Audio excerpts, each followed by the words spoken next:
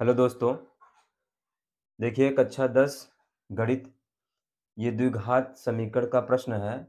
द्विघात समीकरण को द्विघाती सूत्र द्वारा हल करना है।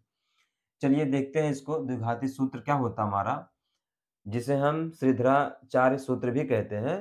वो होता है x बराबर minus B plus minus under root B square minus 4ac upon 2a होता है। ये द्विघाती सूत्र है, इसे श्रीधराचार्य सूत्र भी कहते हैं। तो इसके प्रयोग से देखते हैं।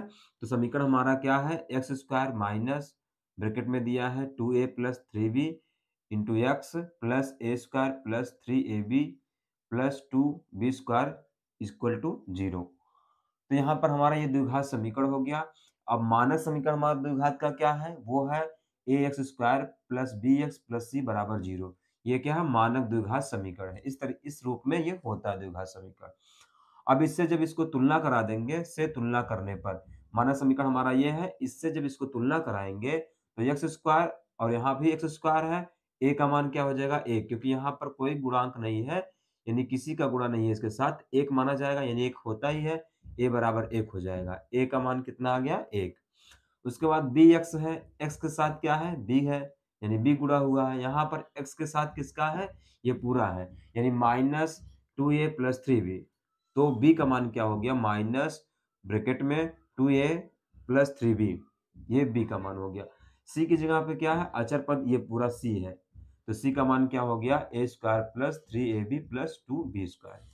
ये तो ए बी सी का मान आ गया। ये मान क्यों निकाला जा रहा है, क्योंकि द्विघाती सूत्र में ए बी सी जो मान है यहाँ पे ये होता है, तो मान हम उठा के इसमें रख देंगे।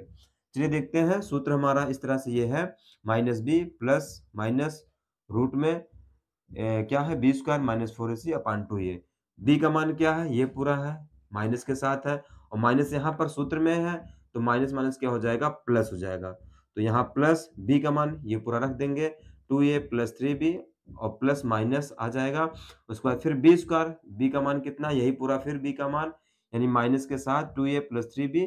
अब इसको मझले क्वेश्चन में क्या करेंगे, स्क्वायर कर देंगे, क्योंकि बी का क्या है स्क्वायर है, तो माइनस के साथ स्क्वायर इसका रहेगा।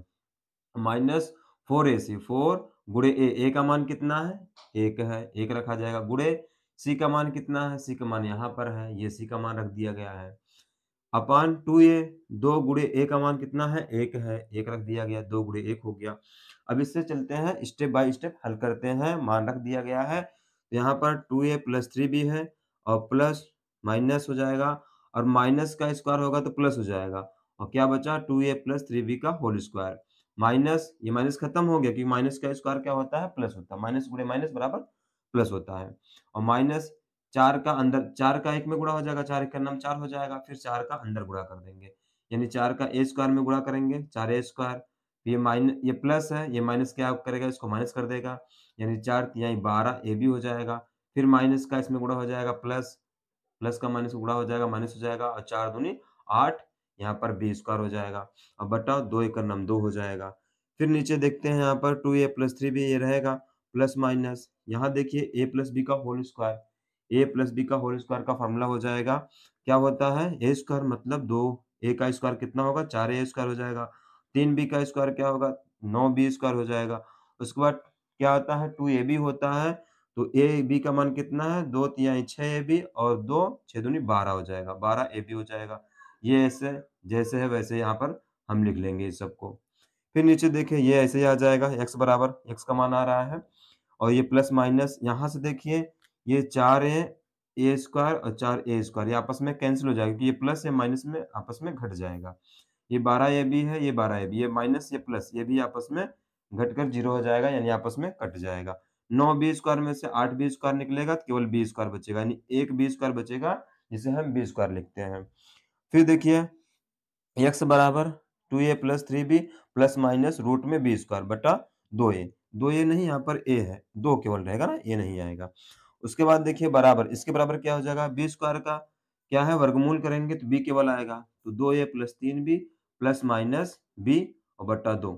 अब यहाँ से देखते हैं ये प्लस माइनस दोनों चिन्ह आ रहा है, तो इस चिन्ह को अलग अलग लेकर हम हल करेंगे। पहले प्लस चिन्ह लेते हैं, यानी धनात्मक चिन्ह लेने पर क्या हो जाएगा, x बराबर 2a plus 3b plus b, plus B लेकर हल करिए, उसके बाद माइनस बी, प्लस बी और बट्टा 2 हो जाएगा। यहाँ 3 बी, 1 बी मिलकर 4 बी हो जाएगा, ये 2 ए रहेगा और यहाँ से 2 कॉमन हो गया है, तो ए प्लस ये 4 में से 2 कॉमन हुआ, 2 बी बचेगा। तो 2-2 कैंसल हो जाएगा, क्या बचेगा?